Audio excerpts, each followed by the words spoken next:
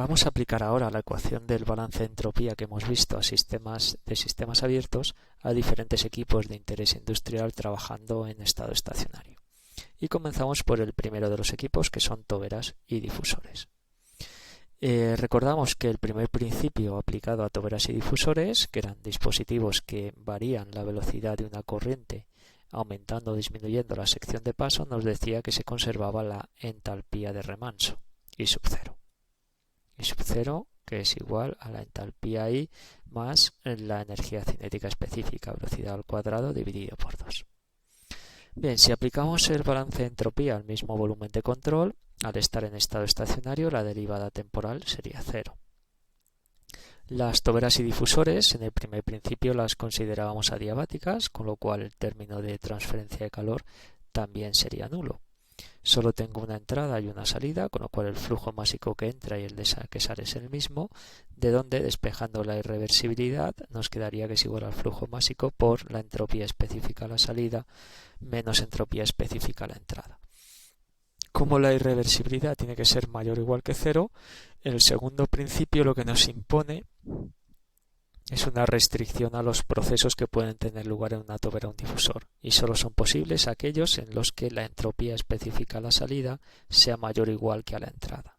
En el límite de que sea la entropía igual a la entrada que a la salida, estaríamos en el caso de un proceso ideal o un proceso reversible.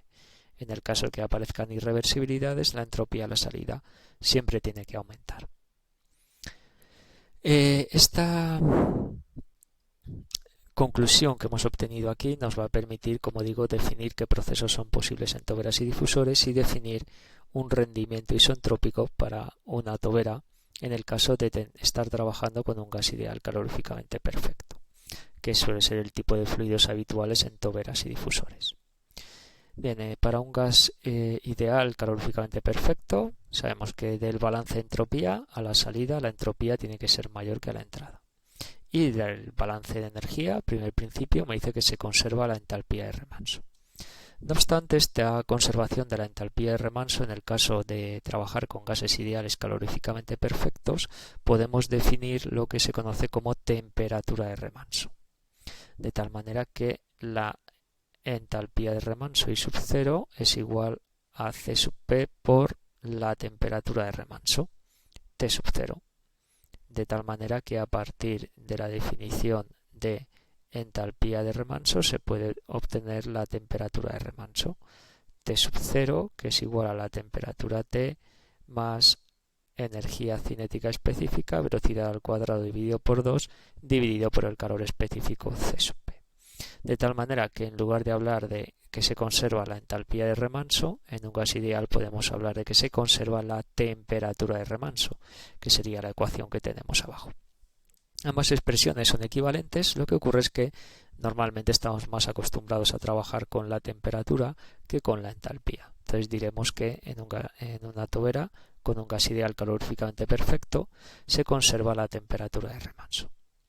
A partir de estas dos restricciones que tenemos aquí, restricción 1, primer principio, restricción 2, segundo principio, vamos a pintar cómo sería el proceso de expansión en una tobera, aumentando la velocidad para un gas ideal caloríficamente perfecto. Tendríamos una presión P sub 1 a la entrada, una presión más baja a la salida, porque al aumentar la velocidad, la presión irá disminuyendo a lo largo del conducto. Y hemos pintado dos procesos, el proceso ideal isoentrópico, que sería el proceso 1,2S, proceso reversible, en el límite que S2 fuera igual a S sub 1. Lo pintamos siempre con línea discontinua y en este diagrama sería una línea vertical porque hemos puesto la entropía en el eje horizontal. Y a la salida tendríamos el punto 2S, el subíndice S en el punto 2 me indica que es proceso isoentrópico. Y el proceso real sería el proceso 1,2, donde lo hemos pintado siempre a la derecha del punto 1, porque la entropía en 2 tiene que ser mayor que la entropía en 1. No podría dibujar, por ejemplo, un proceso de este tipo. El punto 2 sería imposible que estuviera ahí porque su entropía sería menor que la entropía de 1. Tiene que estar situado a la derecha de esta línea vertical marcada por el proceso isoentrópico, de tal manera que la entropía en 2 sea siempre mayor que la entropía que tenemos en 1.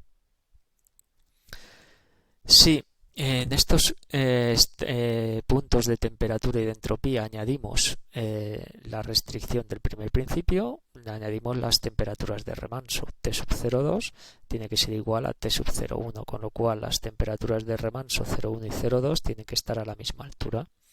Temperatura de remanso T sub 0,1, que la añadimos, la calculamos sumando la temperatura T1, el término de energía cinética.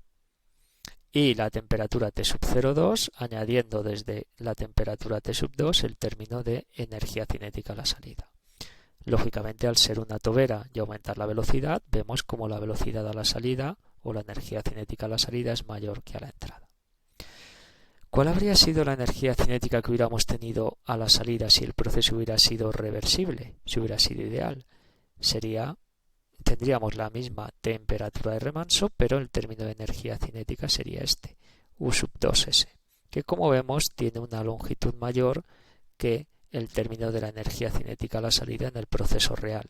La diferencia es esta distancia, está asociado a las irreversibilidades que tienen lugar en el proceso real. De esta manera, viendo el gráfico y la diferencia en las velocidades o energías cinéticas, nos podemos definir un rendimiento de tobera como la relación entre la energía cinética específica que tenemos a la salida y la que hubiéramos tenido a la salida en el proceso ideal. De acuerdo a esta definición, si tengo un proceso ideal reversible, el rendimiento será igual a 1 y será siempre menor que 1 cuando tengamos procesos reales que generen irreversibilidades. El 2 que aparece en la ecuación se podría eliminar y me quedaría simplemente un cociente de velocidades al cuadrado. No obstante, para remarcar que estamos hablando de energía cinética, pues normalmente se mantiene ese 1 medio para remarcar que hablamos de cociente de energías cinéticas. También se podría haber definido el rendimiento de tobera simplemente como un cociente de velocidades. Es una definición alternativa, pero más habitualmente se suele definir con la energía cinética y es como nosotros lo definimos aquí.